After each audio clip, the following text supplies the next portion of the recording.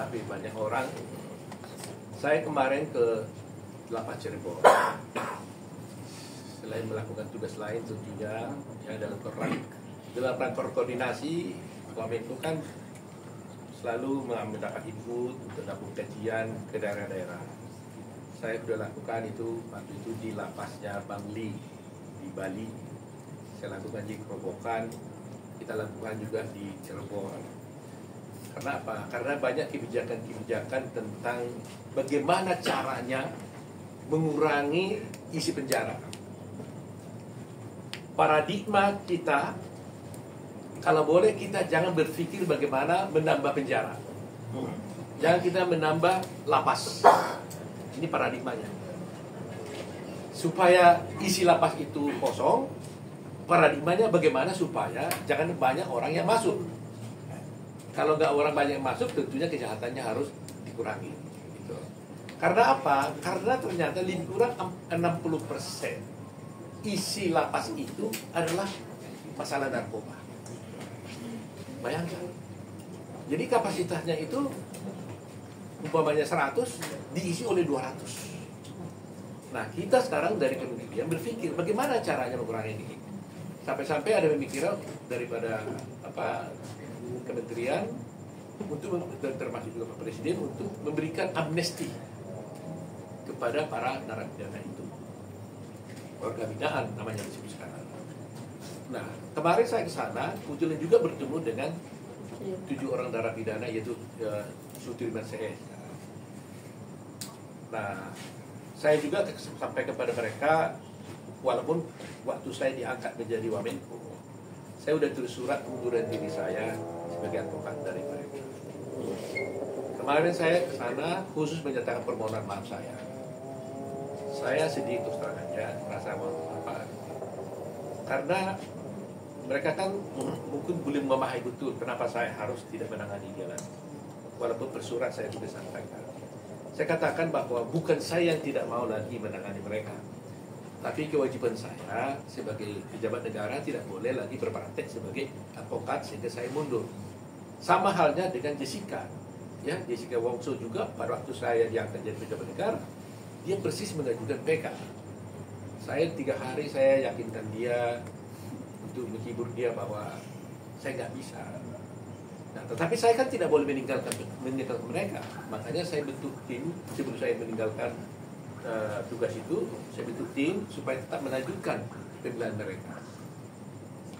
Nah, khusus salah satu, jadi mereka sudah memahami, kan? Tapi mereka tanya bagaimana nasib kami selanjutnya. Ya, bagaimana kami bisa mendapat keadilan? Saya katakan ada pengacara yang melanjutkan perjuangan itu. Tapi khusus Sudirman memang terus terang aja, saya juga luar biasa kagum ya. Saya mendapat pesan dari Pak Hasim Johadikusumo, adiknya Presiden Prabowo, untuk memperhatikan melihat keadaan dari Sudirman. Terus terang aja saya juga kaget. Seorang adik presiden bisa memikirkan sejauh itu, dan saya nggak tanya, beliau yang mengontak saya. Coba lihat keadaan Sudirman katanya, karena katanya dia mendapat informasi tentang bahwa dia sakit. Terus ternyata saya kaget, oh ada orang sebaik ini, orang adik presiden, orang kaya, tapi masih mikir nasib rakyat seperti ini. Sehingga saya pergi ke sana bertemu. Tadi saya tanya Pak Sudirman, saya lihat dia duduk, dia sebenarnya nggak ada apa-apa nih gitu kan. Tadi aku tanya dia, kamu sebenarnya apa yang terjadi? Dia bilang, Pak, rupanya dulu dia katanya ditembak di punggungnya dengan peluru karet. Jadi keadaan dia, sepintas kita lihat nggak ada apa-apa, tapi dia bilang sama saya, kalau dia duduk nggak bisa lama. Dia hanya lebih nyaman sedikit berdiri, tapi itu nggak bisa lama. Saya buka bajunya, coba saya lihat dulu, saya lihat. Lihat di sininya, di punggungnya.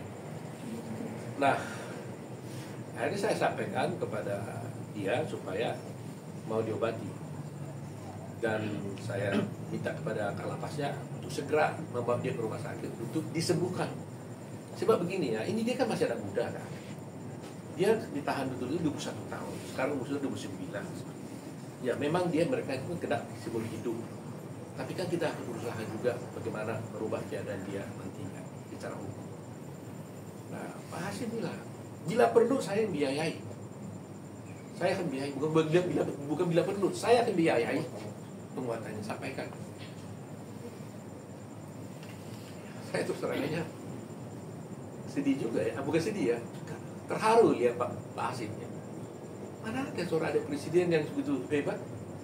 Siapa ya kasus ini bisa sampai dia bikin?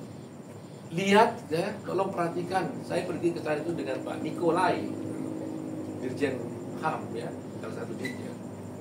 Kita bersama dengan juga Pak Surya dari deputi kita, kami untuk Pamela Pasaribu dari ASDEM. Artinya kita memberikan penanganan khusus.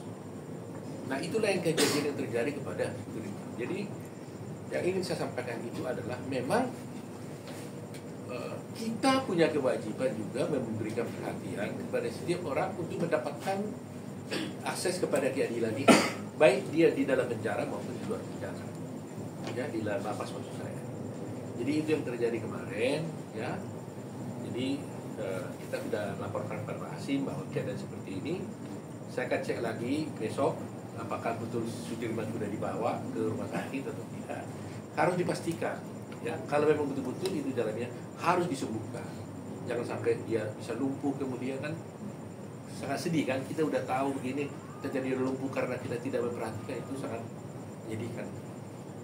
Jadi saya juga ucapkan terima kasih kepada Pak Hasim lah yang betul-betul ya nggak nyangka kita ya, orang adik presiden ya, nggak ada angin nggak ada hujan dia bisa berpikir. Mungkin pasti ada yang melaporkan kepada beliau pasti, atau mungkin dia lihat di medsos, saya nggak tahu. Tapi apapun itu sebabnya, tapi dia langsung bereaksi. Bahkan waktu dia di kemarin ini masih Jepang dia bisa kontak Pak Niko tuh, bagaimana hasilnya? Sampai seperti itu. Nah itulah yang saya sampaikan, bahwa mudah-mudahan lah ya keadilan seperti ini kita bisa tetap perjuangkan negara kita ini.